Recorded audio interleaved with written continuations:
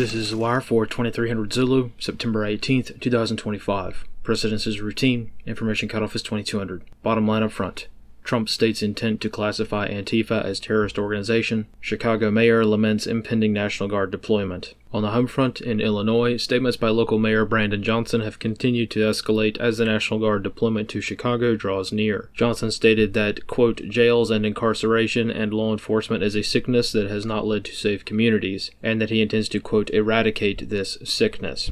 Analysts comment. It is often a hard sell to convince the public that putting violent criminals in prison is against the best interest of the taxpayer, but Johnson continues to make that argument nonetheless. Right now, there is no real confirmation of how the National Guard QRF is to be deployed around the city, though city and state opposition has been high. In California, following yesterday's statements by the FCC chairman, the ABC network has pulled the Jimmy Kimmel Show from its time slot indefinitely. Analysts comment. The network does not care about the crass statements that were made, as it encouraged this behavior for many years. However, getting their license yanked at a time where their ratings are already down would not have been a positive outcome for them. In Washington, D.C., yesterday evening, President Trump stated his intent to designate Antifa as a terrorist organization on social media. Analyst comments for this wire. Beyond President Trump's short posts on social media, no details have been provided on this designation yet, or how it's going to work out paperwork-wise. Antifa certainly has foreign roots, but in most cases is not explicitly foreign-controlled, so a designation by the State Department as being an FTO might not be an adequate fit.